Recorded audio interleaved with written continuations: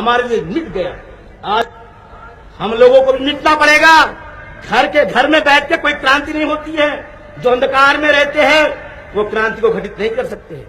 क्रांति वही लोग कर सकते हैं जिनके अंदर क्रांति करने की शक्ति होती है। गुलामों को गुलामी की जानी हो जाएगी तो वो बंद करेगा, बाबा साहब ने बोला।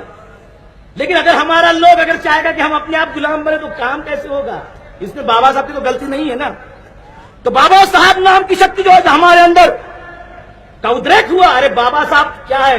ये दो आंख ये बाबा साहब है, ये दो कान ये बाबा साहब है, ये श्वास ये बाबा साहब है। अरे सारा जीवन ही तो बाबा साहब है। बिगर बाबा साहब तो अब जीरो है।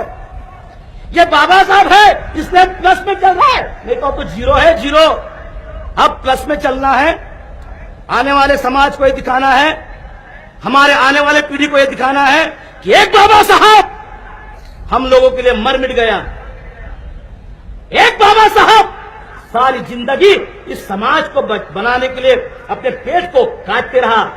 बड़ी दुख की बात होती है, कभी कभी हमने तो क्रिटिसाइज नहीं करना चाहिए, लेकिन ऐसे हो गया है समाज के अंदर कि आज समाज में लीडर लोग समाज का पेट काट के अपना पेट भरते। एक बाबा साहब था, अपना पेट काट के समाज को बनाया, और इन्हीं लोगों ने जिन्होंने बाबा साहब के बाद में आए समाज का पेट काटा और अपना पेट भर दिया। बड़ी दुख की बात होती है। लेकिन आज इस धम्म दीक्षा को साक्षी रखकर, इस बाबा साहब की और भगवान बुद्ध की फोटो को साक्षी रखकर आपको कहना होगा, हे बाबा साहब 47 साल तक हमने गलती की, माफ कर देना। हमने बहुत भूल करके रख दिया था। तेरे नाम पर तो हमने खाया पिया, 3 वक्त की रोटी मिलती है, अच्छा घर मिल गया है, अच्छा कपड़ा मिल गया है, हर कुछ अच्छा हो गया है। आज तेरी कसम खाते हैं, तेरे समाज की कसम खाते हैं, तेरे मिशन की कसम खाते हैं, और तेरे आंसुओं की कसम खाते हैं। अरे बाबा साहब रोता था, जानते हैं ना आप लोग, रोता था समाज के लिए कि क्या होगा मेरे समाज का। आज हमको भी रोना है समाज के लिए, मर मिटना है समाज के लिए। जो हमारे अंदर जो फ्रैक्शंस है उसको सबको इकट्ठाना होगा, तभी हम अपने बाबा साहब के स्वप्न को, प्रबुद्ध भारत को प्राप्त कर सकते, उसको हम बना सकते हैं।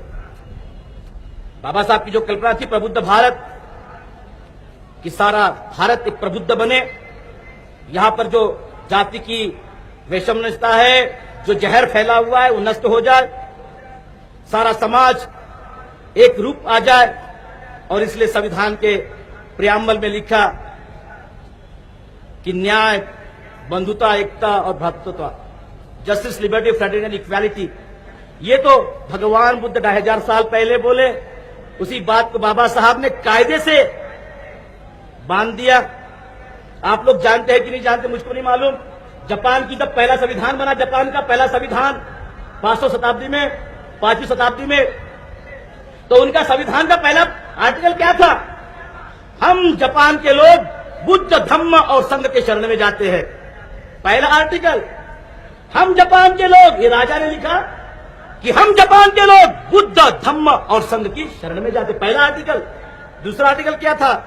इस जापान को चलाने के लिए प्रेम, मैत्री, करुणा, समता, न्याय, बंधुता की आवश्यकता है। ये भगवान बुद्ध को हम साक्षी रखकर इसको मानते हैं। ये दूसरा आर्टिकल बात है। और तीसरा आर्टिकल क्या है कि भगवान बुद्ध ही हमारे देश का प्राणवायु है, प्राणवायु है हमारे देश का, ये वहां का संविधान बोलता है।